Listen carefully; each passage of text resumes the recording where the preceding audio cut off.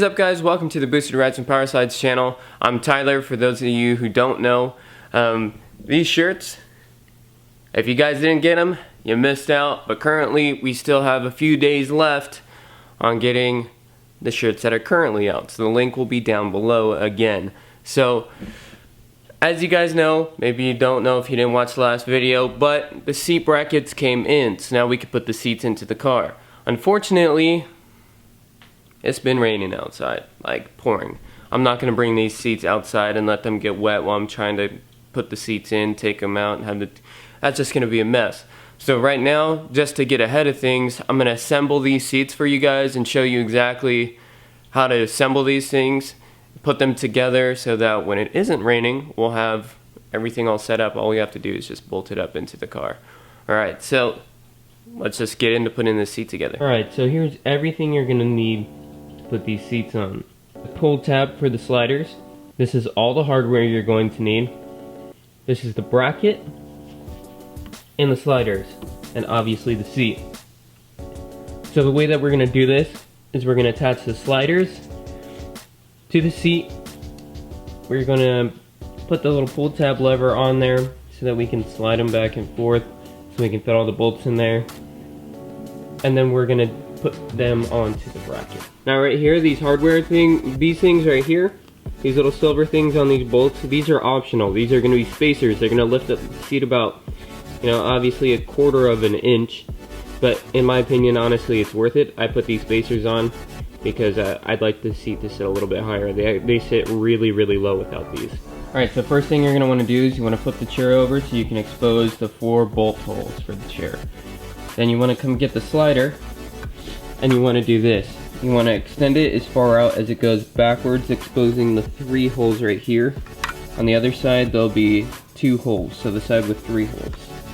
And the way that you do this, as you see this lever right here, this part right here, let's focus this.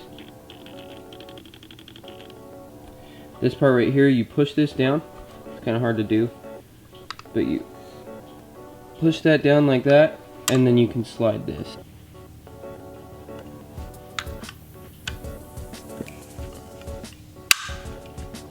Just like that. You put these onto the seat. You have to be conscious that these tabs right here need to be the closest to the edge of the seat, and they need to be like this.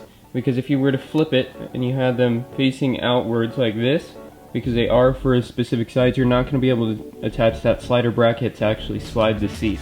This little tab thing, I don't know what it's called, but so you want these facing inward. And I forgot to say, you're going to need an Allen key, an Allen wrench, to put these bolts on.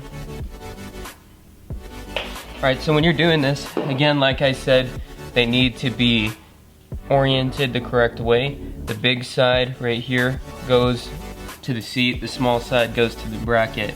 So there's going to be 3 holes, and then specifically for these seats, you're going to need to put it in the bottom hole first, like that. So the 3rd hole, because that's the way that this seat works with these brackets. And so the way that so the screw goes in like that. As you can see, you put it through the little hole, and then the spacer goes on the back side of that, so like this. So you put it on like that, and then you'll put it in right here. You get your Allen key, and you just lightly get it in there so that it's in there. And you just want these to be loose like this, so that you can, so that when you go to put these other bolts in, they're not too difficult to put in. Because sometimes, obviously these are not specific, they have a little bit of play in them, just because these seats, these brackets are universal, they fit on multiple seats, so you really just want to put these in lightly, put the bolt in, and then really snug it down. Now you're gonna just push this tab in, slide the bracket down, you take your other bolt washer, stick the bolt through, and put the washer on behind it, position it in there, slide it back up. You're gonna have to do this a bunch of times. sorry to say, but it's gonna hurt your fingers and you're gonna have to do it. There's no other way around it. Now we're gonna do the same thing to this side. Again, pay attention. You already made this bracket go this way. Now we're gonna make this bracket go this way. So, like I said, here, put the bolt through this last one, very last one at the bottom. The bolt will stick out like this. You get your spacer, place it in here,